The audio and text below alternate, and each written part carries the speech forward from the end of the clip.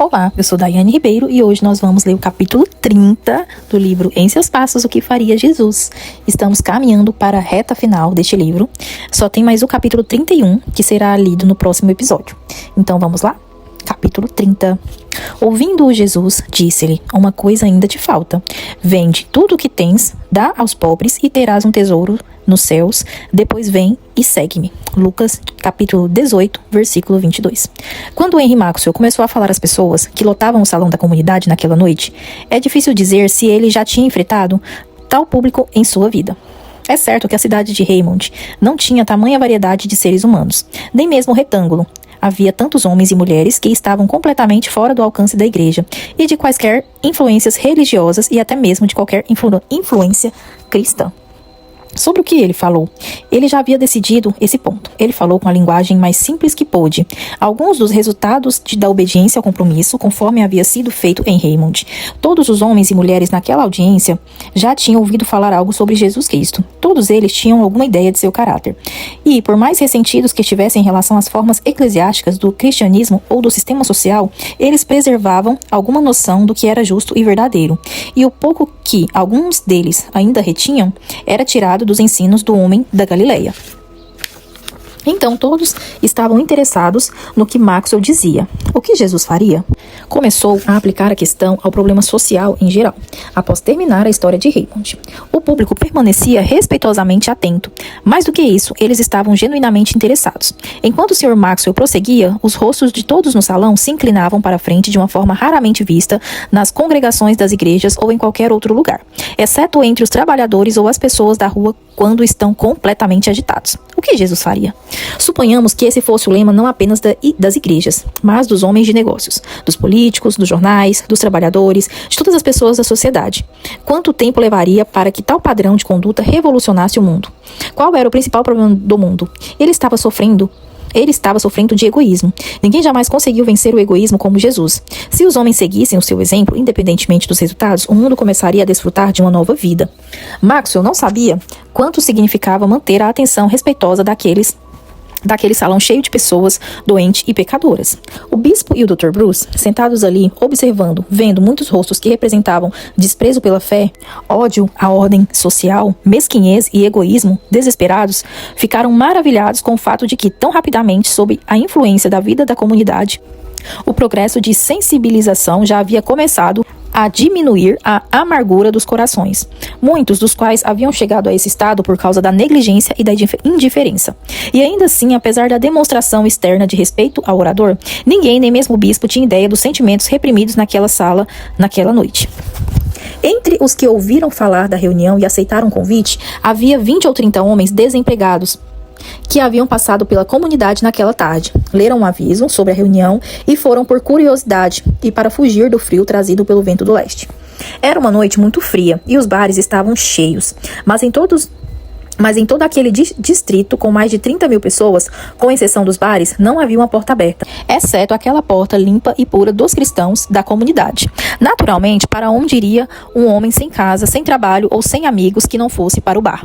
Era costume na comunidade que houvesse uma discussão livre após qualquer reunião aberta desse tipo. E quando o Sr. Maxwell terminou e se sentou, o bispo que dirigia aquela noite levantou-se e anunciou que qualquer pessoa no salão tinha liberdade para fazer perguntas, expressar seus sentimentos ou manifestar suas convicções, sempre dando a entender que quem participasse deveria observar as regras simples que regiam os órgãos parlamentares e obedecendo a regra dos 3 minutos que, de comum acordo, seria aplicada por conta do número de pessoas presentes. Instantaneamente, várias vozes de homens que haviam participado de reuniões anteriores desse tipo exclamaram: apoiado, apoiado. O bispo sentou-se e imediatamente um homem perto do meio do salão levantou-se e começou a falar. Quero dizer que vivi de perto o que o Sr. Maxwell disse esta noite. Conheci Jack Manning, o sujeito que ele contou que morreu em sua casa. Trabalhei com ele em uma gráfica na Filadélfia por 2 anos. Jack era um bom sujeito. Ele me emprestou $5 uma vez, quando eu estava na pior, e nunca tive chance de pagá-lo de volta. Ele se mudou para Nova York devido a uma mudança na administração do escritório que o dispensou e nunca mais o vi. Quando as máquinas de linotipo chegaram, eu fui um dos que perdeu o emprego, assim como ele. Tenho estado desempregado a maior parte do tempo desde aquela época. Dizem que as invenções são boas. Nem sempre eu concordo com isso, mas suponho que sou preconceituoso. Acho que é natural quando o homem perde um emprego estável, porque uma máquina toma seu lugar. Sobre esse cristianismo de que ele fala, tudo bem, mas nunca espero ver quaisquer desses sacrifícios por parte do povo da igreja. Até onde eu sei, eles são tão egoístas e gananciosos por dinheiro e sucesso deste mundo quanto qualquer um, exceto o bispo e o Dr. Bruce e alguns outros. Mas nunca vi muita diferença entre os homens do mundo, como são chamados, e os membros da igreja, quando se trata de fazer negócios e ganhar dinheiro. São todos farinha do mesmo saco. Gritos de é isso mesmo, você tem razão, exatamente, interrompiam aquele que falava, e no minuto em que ele se sentou, 2 homens que haviam acabado de sentar no chão, antes que o primeiro terminasse, se levantaram e começaram a falar ao mesmo tempo. O bispo chamou a ordem e indicou que tinha direito à palavra. O homem que permaneceu de pé começou ansioso. Esta é a primeira vez que venho aqui, e pode ser que seja a última. O fato é que estou quase acabado. Percorri esta cidade atrás de um trabalho até ficar doente, e existem muitos outros como eu. Eu gostaria de fazer uma pergunta ao pastor, se não tiver problema. Posso? É o Sr. Maxwell que vai dizer se pode, disse o bispo. Com certeza, respondeu Maxwell rapidamente. Claro, não posso garantir que minha resposta vai deixar o cavalheiro satisfeito. Esta é a minha pergunta. O homem se inclinou para frente e estendeu um longo braço com uma certa força dramática que crescia naturalmente em sua condição de ser humano. Quero saber o que Jesus faria no meu caso. Faz 2 meses que não tenho trabalho, tenho esposa e 3 filhos e os amo como se fossem todo o meu tesouro. Tenho vivido de algum dinheiro que economizei nos meus últimos empregos. Sou carpinteiro de profissão e tentei de todas as maneiras conseguir um emprego. Você diz que devemos seguir nosso lema. O que Jesus faria? O que ele faria se estivesse desempregado como eu? Não posso fingir ser outra pessoa para fazer a pergunta. Quero trabalhar. Daria qualquer coisa para me cansar de trabalhar 10 horas por dia como antes. Eu tenho culpa porque não posso fabricar um emprego para mim. Eu tenho que viver e minha esposa e meus filhos têm que viver. Mas como? O que Jesus faria? Você diz que essa é a pergunta que devemos fazer. O Sr. Maxwell ficou sentado olhando para o grande mar de rostos, todos concentrados olhando para ele, e nenhuma resposta para a pergunta desse homem parecia ser possível naquele momento. Ah, Deus, seu coração clamou. Esta é uma questão que traz à tona todo o problema social em seu emaranhado desconcertante de erros humanos e sua condição atual contrária a todo o desejo de Deus para o bem-estar das pessoas. Existe alguma condição mais terrível que um homem com boa saúde, capaz e desejando trabalhar sem meios de se sustentar honestamente, incapaz de conseguir qualquer coisa para fazer e sendo levado a um dos 3 resultados: mendigar, ou depender da caridade de amigos ou de estranhos, suicidar-se ou morrer de fome? O que Jesus faria? Era uma pergunta justa para o homem fazer. Era a única pergunta que ele poderia fazer, supondo que ele fosse um discípulo de Jesus. Mas que pergunta complicada para qualquer homem ser obrigado a responder. Tudo isso e muito mais, Henry Maxwell ponderou. Todos os outros estavam pensando da mesma maneira. O bispo estava sentado com um olhar tão sério e triste que não era difícil dizer o quanto aquela pergunta o comoveu. O Dr. Bruce estava de cabeça baixa. O problema humano nunca lhe pareceu tão trágico quanto depois que se comprometeu e deixou sua igreja para morar na comunidade. O que Jesus faria era uma pergunta terrível, e ainda assim o homem estava lá, alto e magro e quase esquelético, com o braço estendido e um apelo que crescia a cada segundo em significado. Por fim o Sr. Maxwell falou. Existe algum homem na sala que seja um discípulo cristão que já esteve nesta condição e tentou fazer o que Jesus faria? Se sim, esse homem pode responder essa pergunta melhor do que eu. Houve um momento de silêncio no salão e então o homem quase na frente levantou-se lentamente. Ele era um homem idoso e a mão que ele colocou no encosto do banco à sua frente tremia enquanto ele falava. Acho que posso dizer com segurança que muitas vezes estive exatamente nessa condição e sempre tentei ser um cristão em todas as circunstâncias. Não sei se sempre fiz essa pergunta, o que Jesus faria, quando estava desempregado, mas sei que tentei ser seu discípulo o tempo todo. Sim, continuou o homem com um sorriso triste que era mais comovente para o bispo e para o Sr. Maxwell do que o desespero do homem mais jovem. Sim, eu mendiguei e precisei viver de caridade. E fiz tudo quando estava desempregado, exceto roubar e mentir para conseguir comida e combustível. Não sei como Jesus teria feito algumas das coisas que eu fui obrigado a fazer para viver, mas sei que nunca fiz nada de errado quando estava desempregado. Às vezes penso que talvez ele preferisse morrer de fome em vez de mendigar. Não sei. A voz do velho tremia e ele olhou ao redor da sala timidamente. Houve um silêncio, quebrado por uma voz forte de um homem grande, de cabelos negros e barba pesada, sentado a 3 cadeiras do bispo. No minuto em que ele falou, quase todos os homens no salão se inclinaram para a frente ansiosamente. O homem que havia feito a pergunta, o que Jesus faria no meu caso? sentou-se lentamente e sussurrou para o homem ao lado dele. Quem é? Aquele é Carlsen, o líder socialista. Agora se prepare para ouvir algo interessante.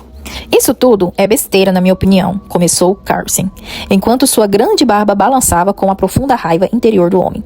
Todo o nosso sistema está errado. O que chamamos de civilização está podre até o âmago. Não adianta tentar esconder ou encobrir. Vivemos em uma era de relações comerciais e acordos e ganância capitalista, que significa simplesmente a morte de milhares de homens e mulheres e crianças inocentes. Agradeço a Deus se existe um Deus, e o que duvido muito, que eu, por exemplo, nunca ousei me casar e constituir família. Família, uma coisa do inferno. Existe algo pior do que o que este homem e seus 3 filhos estão passando neste momento, e ele é apenas um entre milhares. E ainda essa cidade e todas as outras grandes cidades deste país têm seus milhares de cristãos professos que têm todos os luxos e confortos e que vão à igreja aos domingos e cantam seus hinos sobre dar tudo a Jesus, carregar a cruz e segui-lo até o fim e serem salvos. Não digo que não existam homens e mulheres bons entre eles, mas garanto que se o ministro que nos falou aqui esta noite entrasse em qualquer uma das dezenas de igrejas aristocráticas que eu poderia citar e propusesse aos membros que assumissem um compromisso como aquele que ele mencionou aqui esta noite, as pessoas iriam rir dele por ser um tolo, ou um excêntrico, ou um fanático. Ah, não, essa não é a solução, isso não leva a nada. Precisamos de um novo começo, partindo do governo. A estrutura toda precisa ser reconstruída. Não espero nenhuma reforma que valha a pena vinda das igrejas. Elas não estão do lado do povo, elas estão com os aristocratas, com os homens de dinheiro. As empresas e os monopólios têm seus melhores indivíduos nas igrejas. Os ministros, como uma classe, são seus escravos. O que precisamos é de um sistema que parta da base comum do socialismo, fundado nos direitos das pessoas comuns. Carlsen evidentemente havia esquecido completamente a regra dos 3 minutos e estava iniciando um discurso já comum que significava em seu ambiente habitual, diante de sua audiência habitual, pelo menos uma hora. Quando o homem logo atrás dele o puxou para baixo sem cerimônia e se levantou. Carlsen ficou zangado a princípio e ameaçou causar um pequeno tumulto. Mas o bispo lembrou da regra e ele cedeu. Resmungando em meio à sua barba, enquanto o próximo a falar começou defendendo fortemente o valor do imposto único como uma solução para todos os males sociais. Ele foi seguido por um homem que atacou com amargura as igrejas e ministros e declarou que os dois grandes obstáculos no caminho de toda verdadeira reforma eram os tribunais e as máquinas eclesiásticas. Quando ele se sentou, um homem que tinha todos os sinais de ser um trabalhador de rua levantou-se e despejou uma torrente de insultos contra as empresas, especialmente as ferrovias. No minuto em que seu tempo acabou, um sujeito grande e musculoso que se dizia metalúrgico por profissão reivindicou a palavra e declarou que a solução para os males sociais era o sindicalismo. Os sindicatos, disse ele, garantiriam o avanço da classe trabalhadora mais do que qualquer outra coisa. O homem seguinte se esforçou para dar algumas razões pelas quais tantas pessoas estavam desempregadas e condenou as inovações tecnológicas como obras do diabo. Ele foi muito aplaudido pelos demais. Por fim, o bispo encerrou o tempo livre de discussão e pediu a Raquel que cantasse. Raquel Winslow tornou-se uma jovem cristã muito forte, saudável e humilde durante aquele ano maravilhoso em Raymond. Desde o domingo em que ela assumiu o compromisso de fazer o que Jesus faria, o seu grande talento para a música foi totalmente consagrado a serviço do mestre. Quando ela começou a cantar naquela noite, na reunião da comunidade, ela nunca havia orado com tanto fervor para que sua voz surtisse efeito. A voz com ela agora considerava como voz do mestre, para ser usada por ele. Certamente sua oração estava sendo atendida enquanto ela cantava. Assim dizia o hino que ela havia escolhido. Ouça, a voz de Jesus chama, siga-me, siga-me. Novamente Henry Maxwell, sentado ali, lembrou-se de sua primeira noite na tenda do retângulo, quando Raquel cantou para que as pessoas se acalmassem. O efeito foi o mesmo ali. Que poder maravilhoso, sempre tem uma boa voz consagrada ao serviço do mestre. A grande habilidade natural de Raquel a teria tornado uma das principais cantoras de ópera da época. Certamente esse público nunca tinha ouvido tal melodia. Como poderia? Os homens que vinham da rua sentavam-se encantados com uma voz que, no mundo, como disse o bispo, nunca poderia ser ouvida pelo povo, porque quem a agenciava cobraria muito pelo privilégio. A música se espalhou pelo salão tão livre e alegre como se fosse uma prévia da própria salvação. Carlsen, com seu grande rosto e de barba negra, absorveu a música com o profundo amor típico de sua nacionalidade, e uma lágrima escorreu por sua bochecha e brilhou em sua barba, quando seu rosto se suavizou e se tornou quase nobre. O homem desempregado, que queria saber o que Jesus faria em seu lugar, estava sentado com a mão suja no encosto do banco à sua frente, com a boca entreaberta. Sua grande tragédia fora esquecida por um momento. A canção, enquanto durou, foi o alimento e trabalho e calor e comunhão com sua esposa e filhos mais uma vez. O homem que havia falado tão ferozmente contra as igrejas e os ministros sentou-se com a cabeça erguida a princípio com um olhar de resistência, como se lutasse obstinadamente contra ser apresentado a qualquer coisa que estivesse remotamente relacionada com a igreja ou suas formas de adoração. Mas aos poucos ele cedeu ao poder que estava dominando os corações de todas as pessoas naquela sala. E um olhar de triste de reflexão surgiu em seu rosto. O bispo disse naquela noite, enquanto Raquel cantava, que se o mundo da humanidade, pecaminosa, doente, depravada e perdida, pudesse ouvir a pregação do evangelho pelas vozes de soprano e tenores e contratos e baixos profissionais, ele acreditava que isso apressaria a vinda do reino mais do que qualquer outra força. Por quê? Ele gritou em seu coração, enquanto ouvia. O grande tesouro que é a música tem sido mantido longe dos pobres, porque aqueles que têm a voz ou dedos mais hábeis, capazes de tocar a melodia mais divina, tantas vezes consideram o seu dom como algo com o qual devem ganhar dinheiro. Não haverá mártires entre os mais talentosos da terra?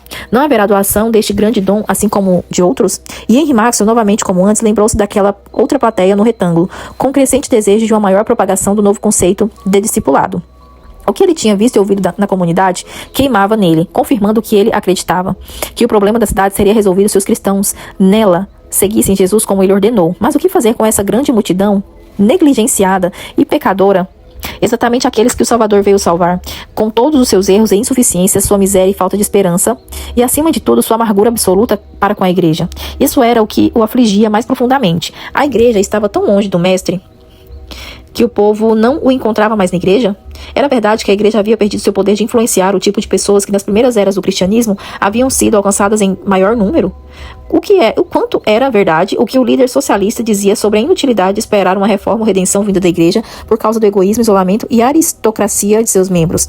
Ele estava cada vez mais impressionado com a terrível verdade de que os relativamente poucos homens naquele salão, agora sendo mantidos em silêncio há um tempo pela voz de Raquel, representavam milhares de outros como eles, para quem uma igreja e um pastor representavam menos do que um bar ou uma cervejaria como fonte de conforto ou felicidade. Tinha que ser assim. Se todos os membros da igreja estivessem fazendo o que Jesus faria, o exército de homens ainda andaria pelas ruas em busca de empregos e centenas deles ainda amaldiçoariam a igreja e milhares deles ainda teriam o bar como seu melhor amigo? Até que ponto os cristãos eram responsáveis por esse problema humano que era pessoalmente ilustrado naquele salão naquela noite? Era verdade que as grandes igrejas das cidades, via de regra, se recusavam a seguir os passos de Jesus a ponto de sofrer de fato. Sofrer por causa dele?